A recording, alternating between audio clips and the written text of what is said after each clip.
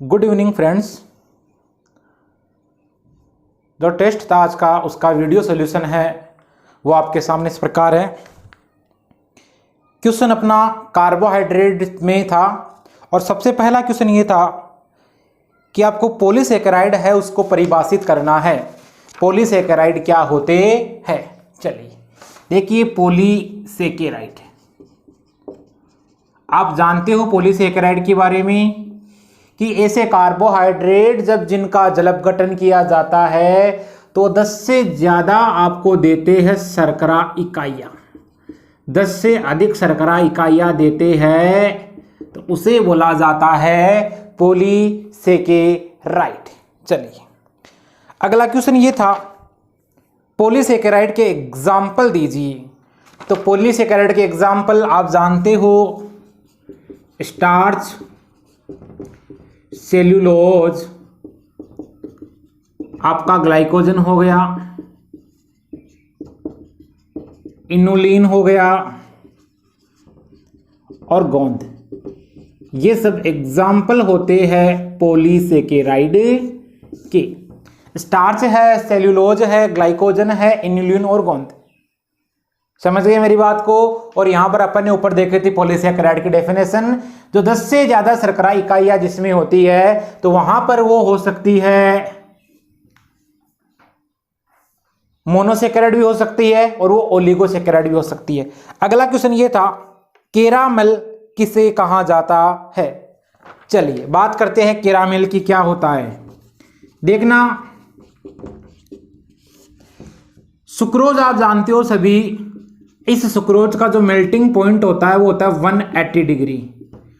और इस 180 डिग्री से ऊपर जब इस सुक्रोज को हीट करते हो आप तो आपको एक भूरे रंग का पदार्थ प्राप्त होता है और इसी भूरे रंग के पदार्थ को आप बोलते हो कैरामेल।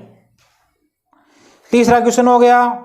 अगला क्वेश्चन, लैक्टोज के जलपघटन की आपको क्रिया है उसका रासायनिक समीकरण लिखना है। चलिए, लैक्टोज का जलपघटन करवाते हो, आप जानते हो लैक्टोज क्या होता है, C12H22O11। इसको मिल्क शुगर भी बोला जाता है। ये हो गया लैक्टोज और इसी लैक्टोज को क्या बोलते हो आप, मिल्क शुगर। जब इसका जलपघटन करवाते हो, यहाँ पर आप डाइल्यूट एसिड भी काम में ले सकते हो। इसके अलावा एक एंजाइम होता है जिसको बोला जाता है लैक्टेज एंजाइम।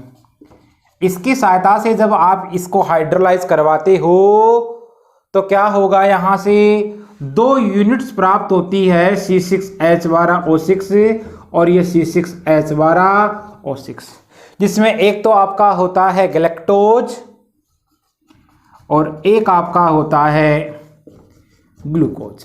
और आप जानते हो ग्लूकोज और गैलेक्टोज आपस में क्या होते हैं, एक प्रकार के एपीमर होते हैं। तो इनका रिश्ता ये हुआ कि ये हो गए आपके C4 एपीमर।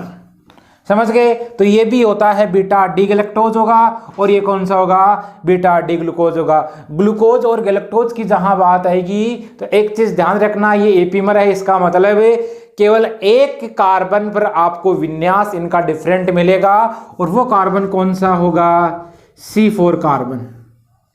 चलिए अगला क्वेश्चन देखो, बड़ा इंपॉर्टेंट क्वेश्चन है। क्वेश्चन क्या है, सुक्रोज को प्रतिपन्न शर्करा क्यों कहा जाता है, इसका आपको कारण देना है। और ये जो अभिक्रिया होती है सुक्रोज का जलपघटन की क्रिया, इसको इन्वर्ट रिएक्शन भी कहते हैं। तो आपसे क्वेश्चन आ सकता है सीधा सीधा, सुक्रोज को इन्वर्ट शुगर या प्रतिपन्न शर्करा क्यों कहते हैं? बिल्कुल इजी सा है, बस कुछ नहीं करना, आपको सुक्रोज का करवाना है आपको जलपघटन। चलिए देखना, सुक्रोज आप जानते हो क्या होता है।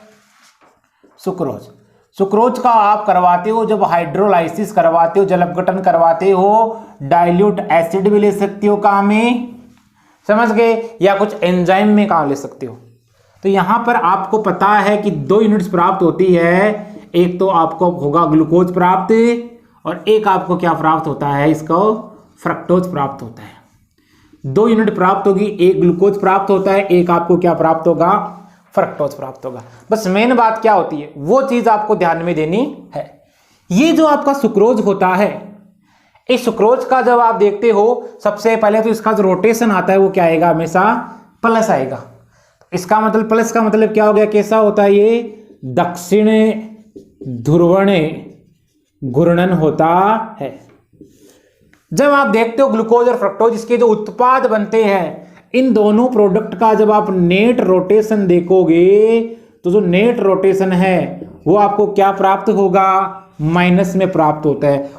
माइनस का मतलब क्या होगा, वाम ध्रुवण घूर्णन प्राप्त होगा, वाम ध्रुवण घूर्णन प्राप्त होगा। तो आप मेरे को बताओ कि यहां पर क्या हो रहा है, इसका जो रोटेशन है वो क्या हो गया, प्लस से माइनस में, यानी परिवर्तित हो गया, उल्टा हो गया। इसी को क्या बोला जाता है, इन्वर्ट शुगर। यानी ये किसमें पाया जाता है, आपकी सुक्रोज में पाया जाता है, और इस रिएक्शन को बोला जाता है प्रतिपन्न अभिक्रिया। अब आप यहां पर मान भी लिख सकते हो, जिससे प्लस 66.5 इसका होता है और उसका जो रोटेशन आता है वो 99 डिग्री के आसपास आता है, वो किस में आएगा, आपका माइनस में निकल के आता है। चलिए अगले की बात करेंगे अपन, उसका रोटेशन आता है निकल के आपका, वो किस में निकल के आता है, माइनस में, 92 डिग्री के आसपास निकल के आएगा वो। अगला क्वेश्चन दे रखा है आपको, सेल्यूलोज में जो ग्लूकोज इकाइयां होती है वो आपस में जुड़ती है और जुड़कर कौन से ग्लाइकोसाइडिक बॉन्ड का निर्माण करती है। दोबारा पढ़ना क्वेश्चन को, सेल्यूलोज एक प्रकार का हो गया पॉलीसेकेराइड, इसका मतलब इसमें ग्लूकोज इकाइयां जुड़ेगी आपस में, बिल्कुल जुड़ेगी। तो यहां पर ग्लूकोज इकाइयां कौन सी जुड़ती है, सबसे पहले तो यहां पर एक चीज ध्यान में देनी है आपको, बीटा डी ग्लूकोज यूनिट्स आपस में जुड़ती है। अब वो कौन से ग्लाइकोसाइडिक लिंकेज का निर्माण करती है, तो ध्यान रखना, जब आप सुक्रोज की हार्वर्ड स्ट्रक्चर बनाओगे तो आपको जो लिंकेज देखने को मिलेगी वो मिलेगी C1C4, और लिंकेज कौन सी होगी, बीटा, क्योंकि बीटा फॉर्म भाग लेगी ग्लूकोज की, बीटा ग्लूकोज भाग लेती है, 2 यूनिट्स, 1 यूनिट ये 1 यूनिट ये, ऐसे आपको क्या बनाना है, बहुत सारी यूनिट आपस में जुड़ेगी, तो beta D glycosidic linkage, glycosidic linkage आपको यहां देखने को मिलेगी। चलिए नेक्स्ट क्वेश्चन है एमाइलोज और एमाइलोपेक्टिन में आपको बताने हैं अंतर। बिल्कुल इजी सी बात है, कुछ नहीं करना है, एक तरफ लिखोगे एमाइलोज और एक तरफ क्या लिखोगे आप, एमाइलोपेक्टिन लिखोगे। चलिए जानते हो दोनों किसके भाग होते हैं, तो ये दोनों स्टार्च के भाग होते हैं। स्टार्च एक प्रकार का क्या होता है, ये भी जानते हो आप, ये क्या होता है, पॉलीसेकेराइड होता है। चलिए क्वेश्चन अपना ये था कि एमाइलोज है और एमाइलोपेक्टिन है, उसमें आपको डिफरेंस बताना है, उसमें आपको अंतर बताना है। कैसे बताओगे, आराम से बता दोगे। ये H2O में क्या होगा, ये आपका एमाइलोज सोल्यूबल होता है, और ये कैसा होता है, इनसोल्यूबल होता है। यहां पर किसी प्रकार की कोई प्रॉब्लम नहीं है। चलो, ये बनाता है आपका जो स्टार्च होता है, उस स्टार्च का लगभग 10 से 20% भाग का निर्माण करेगा स्टार्च का, और ये करता है 80 से 90% भाग का निर्माण। इसको बोला जाता है अल्फा एमाइलोज, और इसको क्या बोला जाता है, बीटा एमाइलोज। अब बात कर लेते हैं इसमें लिंकेज की, तो आपको कौन कौन सी लिंकेज देखने को मिलेगी। चलिए बात करेंगे अपन एमाइलोज की, तो आपको एमाइलोज में जो लिंकेज देखने को मिलेगी, इसका मतलब इसमें अल्फा यूनिट्स भाग लेगी, और अल्फा यूनिट्स भाग लेती है तो यहां पर आपको देखने को मिलेगा अल्फा 1,4 ग्लाइकोसाइडिक लिंकेज या बॉन्ड आपको देखने को मिलेगा। इसमें जब आप देखोगे तो आपको 2 प्रकार की लिंकेज देखने को मिलेगी, होगा अल्फा यूनिट्स में ही, लेकिन एक तो आपको क्या मिलेगी, 1,4 ग्लाइकोसाइडिक लिंकेज मिलेगी, जो कैसी होगी, नॉन ब्रांच्ड होगी, अशाखित होगी। फिर आपको एक शाखित ब्रांच भी देखने को मिलेगी, वो किसमें होगा, वो होगा यहां पर जो 6 नंबर कार्बन एटम है और 1 नंबर कार्बन एटम है, तो 1,6, समझ गए। तो यहां पर अल्फा यूनिट्स ही भाग लेगी, ध्यान रखना मेरी बात को, सेलुलोज में होती है बीटा यूनिट्स। 1,6 ग्लाइकोसाइडिक बॉन्ड, जो कि कैसा होगा आपका, कौन सी यूनिट होगी, ये आपकी हो जाएगी साखित यूनिट्स। चलिए ये हो गया इसमें अंतर हो गया, आप डेफिनेशन भी लिख सकते हो यहां से। अगला क्वेश्चन, लैक्टोज की हार्वर्त संरचना का सूत्र निर्मित कीजिए। बिल्कुल इजी प्रोसेस, कुछ नहीं करना। सबसे पहले लैक्टोज का आप करवाते हो जलपघटन। जब जलपघटन करवाते हो तो आपको 2 यूनिट्स प्राप्त होती है, अभी मैंने बताया था। एक आपको प्राप्त होगा गैलेक्टोज, एक आपको क्या प्राप्त होगा, ग्लूकोज। चलिए ग्लूकोज आप सब जानते हो बिल्कुल अच्छे से, वाफी को। तो देखिए बात करेंगे जब अपन इसकी, तो क्या होगा, बिल्कुल इजी प्रोसेस है, कुछ नहीं करना।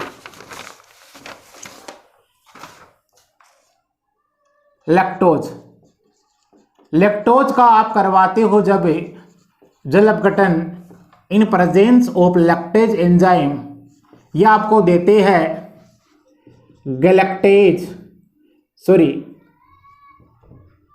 गैलेक्टोज और आपका ग्लूकोज। समझ गए? ये गैलेक्टोज कौन सा होगा आपका, बीटा, और ये भी कौन सा होगा आपका, बीटा होगा। इसका मतलब गैलेक्टोज और आपको देते हैं ग्लूकोज देते हैं। अब देखिए जो आपको गैलेक्टोज और ग्लूकोज आपको दे रखा है, इसमें आपको करना कुछ नहीं है, इन दोनों यूनिट्स को आपस में जोड़ना है, और ये आपस में जुड़ेंगे C1C4 ग्लाइकोसाइडिक लिंकेज के द्वारा। तो आपका जो गैलेक्टोज होगा, इस गैलेक्टोज का तो लिंकेज आपको देखने को मिलेगा C1 वाला, और ये जो ग्लूकोज आपको दिखाई दे रहा है इसमें C4 यूनिट्स आपस में जुड़ेगी। बस आपको ये ध्यान देना है कि बीटा का मतलब क्या होगा, OH आपका कहाँ आएगा, ऊपर की ओर आएगा। फिर अगली बात क्या ध्यान में देनी है, अगली बात आपको यह ध्यान में देनी है कि ये जो गैलेक्टोज है इस ग्लूकोज का कौन सा होता है, एपीमर, C4 एपीमर होता है। तो कार्बन नंबर 4 है, उसका जो कॉन्फ़िगरेशन है वो आपको चेंज करना है, बाकी किसी प्रकार का कोई चेंज आपको नहीं करना है, एज इट इज। चलिए बनाते हैं। इसमें क्या होगा, कौन सी रिंग भाग लेती है, सब आप जानते हो, समझ गए मेरी बात को, पायरीन रिंग लेती है ग्लूकोज में। अब क्या होगा, बीटा इसका मतलब OH और ये H, तो 1 2 नंबर पे क्या होगा, H यहाँ OH। 3 नंबर की बात करूंगा, 3 नंबर पे क्या होगा, 3 नंबर कार्बन पर जब आप देखोगे तो आपको यहां दिखाई देता है OH और ये आपका H। 4 नंबर कार्बन, आपको पता है 4 नंबर कार्बन पे इधर H आना चाहिए, उधर OH आना चाहिए, इसका मतलब H ऊपर आएगा, OH क्या आएगा, नीचे आएगा। लेकिन ये क्या हो गया आपका गैलेक्टोज, C4 एपीमर होगा, इसका मतलब यहाँ OH आएगा और यहाँ क्या आएगा, H। और हेवी ग्रुप आप जानते हो CH2OH यहाँ और आपका H यहाँ। समझ गए? ये हो गया आपका बीटा डी गैलेक्टोज।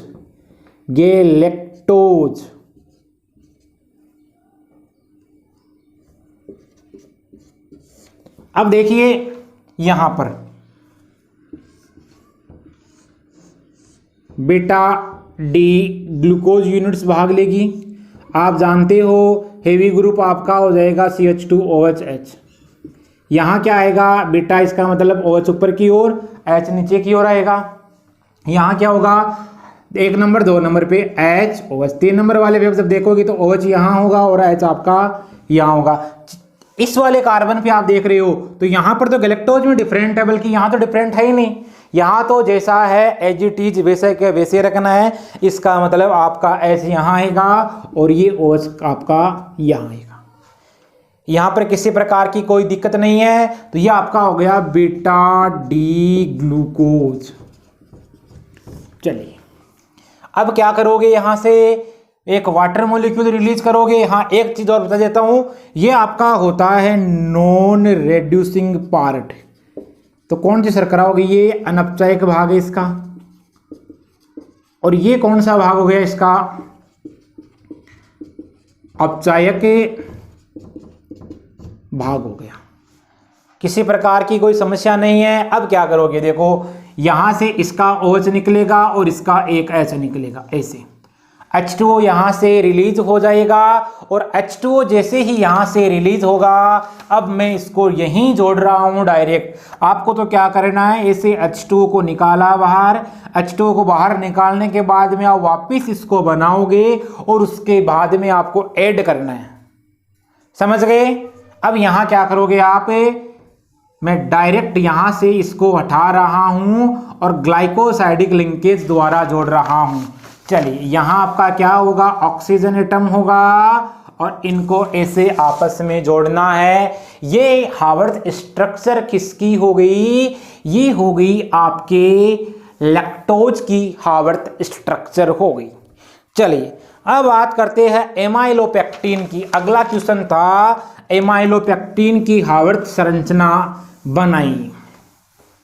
तो देखिए एमाइलोपेक्टिन की बात करते हैं अपन, उसकी हार्वर्थ स्ट्रक्चर देखते हैं कैसे बनती है। अभी मैंने आपको एक बात बोली थी कि आपका जो एमाइलोपेक्टिन होता है, जब आप उसकी हार्वर्थ स्ट्रक्चर देखोगे तो आपके एक चीज समझ में आएगी। वो चीज ये होगी कि उसमें क्या होगा, अल्फा यूनिट्स तो भाग लेती है और वो दो प्रकार की लिंकेज बनाती है, एक आपकी ब्रांच्ड होगी, एक आपकी नॉन ब्रांच्ड होगी। चलिए कैसे होता है अभी देख लेते हैं। तो यहां पर अल्फा यूनिट्स भाग लेगी, बीटा यूनिट्स काम में नहीं आती है। क्या करोगे, थोड़ा ऊपर बना रहा हूं मैं,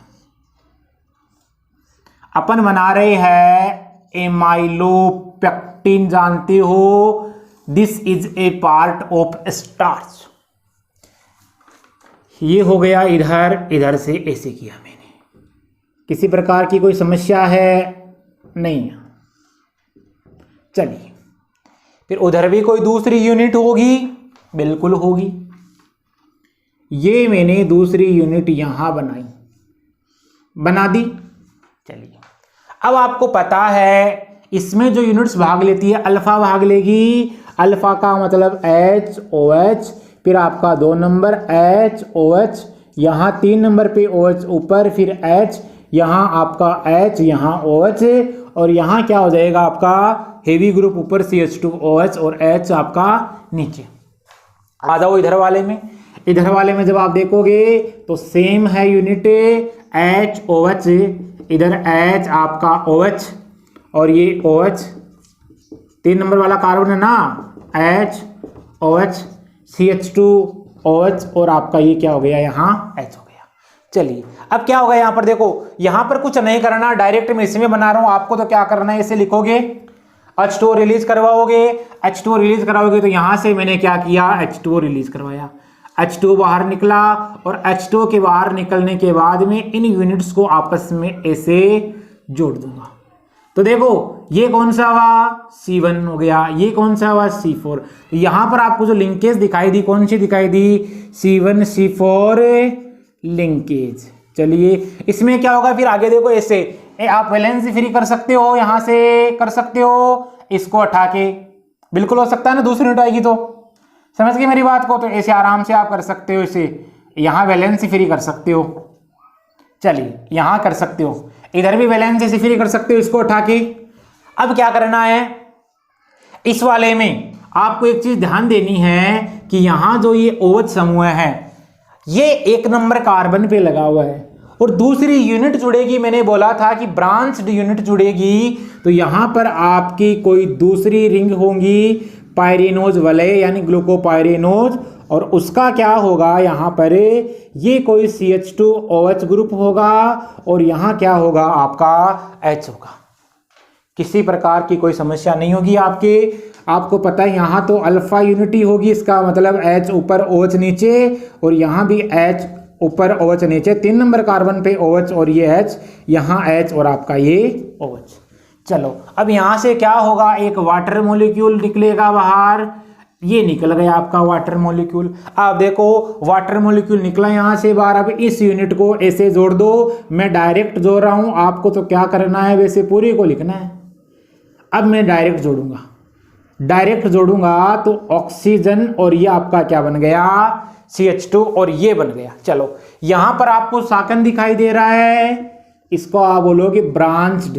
और कौन सा लिंकेज, देखो C1 और ये किस पर है, C6 कार्बन पर लिंकेज है, तो ये लिंकेज आपका हो गया C1C6 लिंकेज। और लिंकेज कौन सा है, किस में लिंकेज हो रहा है, अल्फा यूनिट्स में हो रहा है, तो अल्फा लिंकेज बोलोगे। और बॉन्ड कौन सा बन रहा है, ग्लाइकोसाइडिक बॉन्ड बन रहा है। शायद मेरे हिसाब से क्वेश्चन थे हो गए। चलो एक और बताता हूं आपको मैं, एक सुक्रोज का भाई विशेष तौर से आप ध्यान रखना। सुक्रोज में 2 यूनिट्स भाग लेती है। देखो सुक्रोज का जल अपघटन करवाते हैं, सुक्रोज की स्ट्रक्चर के लिए क्वेश्चन दे नहीं रखा है, बाकी मैं दोबारा बता रहा हूं उसमें होता क्या है। देखिए देखना, आप जानते हो सुक्रोज के बारे में, वाफी को बिल्कुल, क्योंकि इनके बारे में बात की, डाइसेक्राइड के बारे में बात की, पॉलीसेक्राइड के बारे में बात की, तो सुक्रोज की और बना लेते हैं। वैसे वीडियो सॉल्यूशन आप देख सकते हो, उसमें बनाया वीडियो क्लास में, यहां पर अपन और बना सकते हैं। चलो क्या होगा, सुक्रोज जानते हो, सुक्रोज का जब आप करवाते हो जल अपघटन, क्या बनेगा, आपको 2 यूनिट प्राप्त होती है, ग्लूकोज और आपका फ्रक्टोज। आई बात समझ में, फ्रक्टोज देखा आपने। चलिए ग्लूकोज में आपका होता है पाइरेनोज, और इसमें क्या होता है आपका फ्यूरेनोज होता है।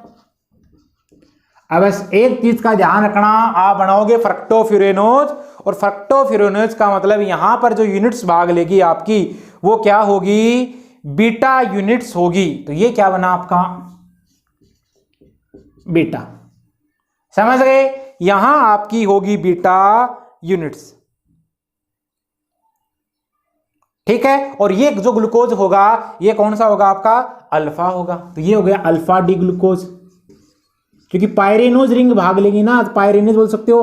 तो अल्फा डी ग्लूकोज, इसको बोला जा सकता है अल्फा डी ग्लूकोपाइरेनोज, और इसको बोला जा सकता है बीटा डी फ्रक्टो फ्यूरेनोज। चलिए अब फ्यूरेनोज जानते हो, आपको पता है फ्यूरेन रिंग होती है, उसमें 5 कार्बन एटम होते हैं। चलिए क्या करना है, इधर बना रहा हूं मैं, इस प्रकार होता है, हो गया। अब देखिए 1 नंबर कार्बन पे, इसका मतलब आपको पता है बीटा है, बीटा का मतलब क्या होगा, OH जो आपका ग्रुप होगा वो किधर होगा, समझ गए मेरी बात को, लेफ्ट में होगा। लेफ्ट में होने पर आपका ऊपर आएगा OH, यहां CH2OH। तो देखो 1 नंबर कार्बन और आपका हो गया 2 नंबर कार्बन। अब आपको पता है तीसरा नंबर जो कार्बन होता है उसमें आपको पता है कि OH तो आपका नीचे आएगा, तो उसमें किसी प्रकार की कोई प्रॉब्लम नहीं है। OH, फिर ये H 4 वाले में H, OH 5 वाले में CH2OH, और ये आपका नीचे होगा। अब देखना खास बात, इसमें आपको फ्लिपिंग करवानी पड़ेगी। फ्लिपिंग कैसे करवानी है उसकी बात कर लेते हैं अपने। बिल्कुल इजी प्रोसेस है, कुछ नहीं करना है, फ्लिपिंग करनी है। इसको 180 डिग्री से रोटेट करना है। क्या करना है, इसको 180 डिग्री पर आपको मैं करवा रहा हूं, इसमें फ्लिपिंग करवा रहा हूं। देखिए कैसे होगी, ये जो ग्रुप है आप 180 डिग्री यहां आ जाएगा, ये वाला यहां चला जाएगा, ये वाला यहां आ जाएगा, ये वाला यहां आ जाएगा, बस कुछ नहीं करना। देखिए ऐसे किया, ये जो ग्रुप थे और ये वाले एज इट इज आ जाएंगे वापस, H OH OH आपका H। चलिए ये हाइड्रोजन आपका जाएगा ऊपर, वहां जाएगा, समझ गए मेरी बात को। चलिए ये हाइड्रोजन चला गया वहां, तो देखो ये हाइड्रोजन आया यहां, फ्लिपिंग करवाओगे, ये CH2OH आ जाएगा आपका यहां। तो मैंने क्या लिखा, H यहां, CH2OH आपका हो गया यहां पर किसी प्रकार की कोई दिक्कत नहीं है। चलो फिर आप देखना, इधर वाला आपने उधर सेट कर दिया फ्लिपिंग के दौरान, ये OH इसका मतलब 180 डिग्री पे रोटेट करवाए तो OH यहां आएगा, ये CH2OH यहां चला जाएगा, ये आपका CH2OH है और ये आपका OH। समझ गए मेरी बात को, किसी प्रकार की कोई दिक्कत नहीं है। अब तो कुछ नहीं करना है, अब आप बना लोगे इधर फ्यूरेन। अब एकदम इजी प्रोसेस है, आपको पता है कौन सा होता है, अल्फा होता है। और अल्फा होता है, इसका मतलब यहाँ पर आप क्या करोगे, OH को हमेशा रखोगे नीचे और H को यहाँ क्या रखोगे, ऊपर रखोगे। H OH, मामला क्लियर। चलो 2 नंबर कार्बन पे H OH, 3 नंबर कार्बन पे OH, फिर 4 नंबर कार्बन पे H OH। और आपको पता है वहां पर क्या होता है, H होता है और हेवी ग्रुप जो होता है लास्ट कार्बन होता है आपका CH2OH होता है 6 नंबर कार्बन। चलिए यहां से क्या करवा दोगे, एक वाटर मॉलिक्यूल लिबरेट करवाओगे, तो ये आपका वाटर मॉलिक्यूल यहां से लिबरेट हो जाएगा, निकल गया बाहर। अब इन दोनों यूनिट्स को आपस में आपको केवल ऐड करना है और कुछ नहीं करना है। मैं दिखा देता हूं आपको ऐड करके। ये बन जाएगी स्ट्रक्चर किसकी, सुक्रोज की। देखो बन गई। चलिए ये आपका H, यहां हो गया CH2OH, ये आपका हो गया OH, ये हो गया H। यहाँ क्या करोगे आप, H, यहाँ OH और यहाँ क्या करोगे CH2OH। चलिए इसमें और इसमें क्या बना, आपका लिंकेज बन गया, ग्लाइकोसाइडिक बॉन्ड बन गया। ये हो गया आपका H, फिर वापस कुछ नहीं करना, HOH, यहाँ हो गया OH, यहाँ H, यहाँ आपका H, यहाँ आपका OH और यहाँ क्या हो जाएगा आपका हेवी ग्रुप और नीचे क्या आ जाएगा H। तो इस प्रकार आप बना सकते हो, बिल्कुल आराम से बना सकते हो। तो ये स्ट्रक्चर किसकी हुई, हावर्थ स्ट्रक्चर। ये होगी Haworth structure of fructose. Fructose की हावर्थ स्ट्रक्चर हो गई। ये अपन ने कर लिया इसका वीडियो सॉल्यूशंस। तो अपना कार्बोहाइड्रेट के टेस्ट थे वो कंप्लीट हो गए। अब यदि आपको वीडियो पसंद आ रहा है तो इसको अधिक से अधिक लाइक कीजिए। यदि अब तक आपने चैनल को सब्सक्राइब नहीं किया है तो बेल आइकन को दबाइए और वीडियो को अपने यार दोस्तों में शेयर कीजिए और कमेंट बॉक्स में कमेंट करके सुझाव दीजिए। थैंक्स।